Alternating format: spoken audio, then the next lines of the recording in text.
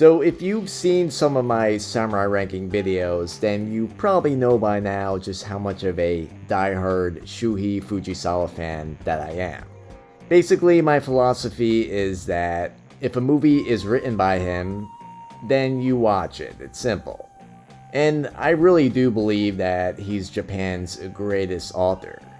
He's known for the masterpiece, The Twilight Samurai, also Sword of Desperation, At River's Edge, The Hidden Blade, the list goes on.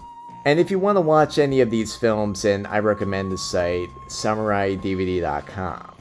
They have all of the Fujisawa adaptations that I know of. In fact, they have their own category dedicated to him. But the site is just filled with rare samurai films that you won't be able to watch anywhere else, so if you're a fan of the genre, then definitely check it out. And as an added bonus for watching this video, you can get a discount by using the code BUSHIDOBLUES at checkout. And the owner of the site just knows how big of a Fujisawa fan that I am, so as soon as he got the newest film, he sent it to me right away. And that film is titled Fox Dancing in the Dusk. It released in 2019, and if you're gonna look it up, there's almost no information anywhere about it. There's no reviews, and there's not even an IMDb entry yet.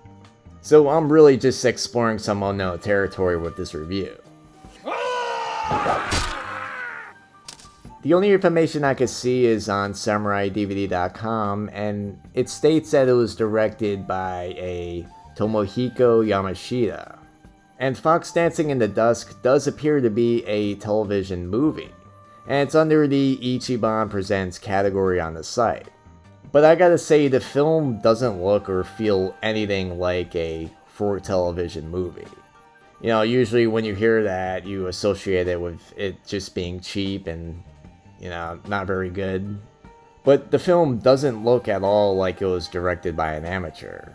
In fact, everything about it is really the quality you would expect from a feature film. There's definitely talent behind it. The acting's professional, there's some pretty great shots, and there's even some decent choreography. But one thing I will say about Fujisawa adaptations is that they do tend to be slower paced. Usually they're just very peaceful films, you know, you could put them on and relax.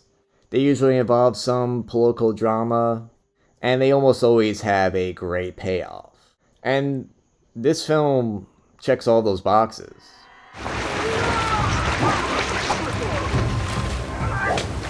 And also the story is quite unique. It mixes mystery with a heist story. And yes, this is a samurai heist movie. And I wish we had more of these. Really, Goryoken is the only other one that comes to mind. But the plot of this film involves a team of, well, badass samurai. And they're planning to steal gold coins. We have the character of Sanosuke. He's a young man. He seems to have always just had a violent life. It also appears that he was an alcoholic, a compulsive gambler, but now he's the enforcer for a powerful clan. And just like Sanjuro from Kurosawa films, he makes a living with his sword and fists. But he seems to always stop short of killing anyone.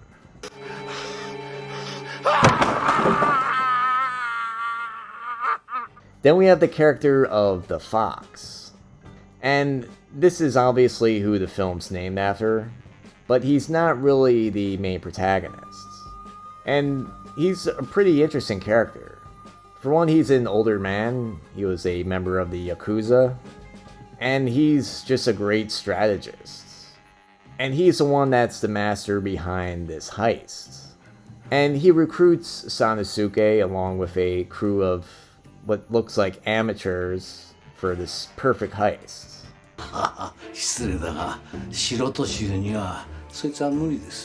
Basically, a handful of drunks. One's a fallen samurai, another's an elderly ex-con, and a troubled merchant's son. Combine that with the violent Sanosuke and the conniving old fox. And this heist is going to be a score of a lifetime. It's going to get them enough money to put all their troubles behind them.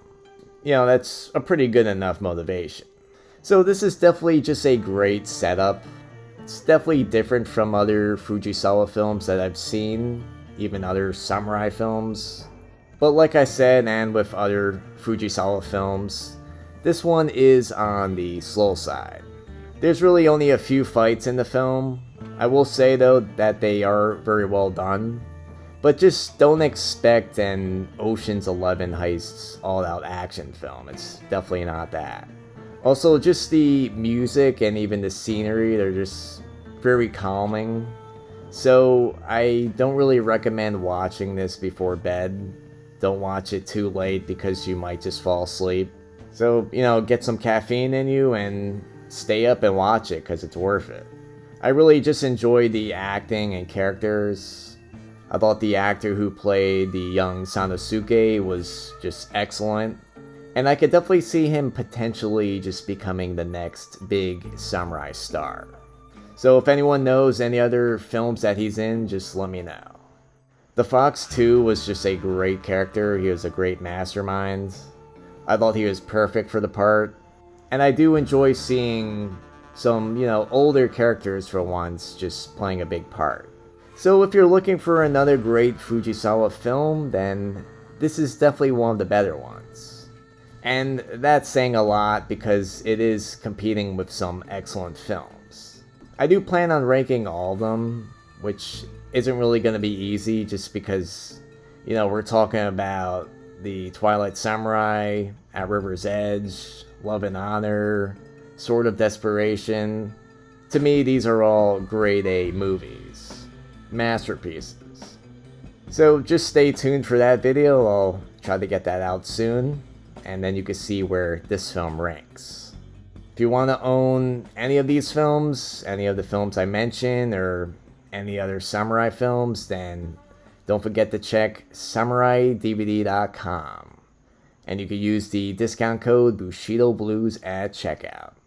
And like always, thanks for watching.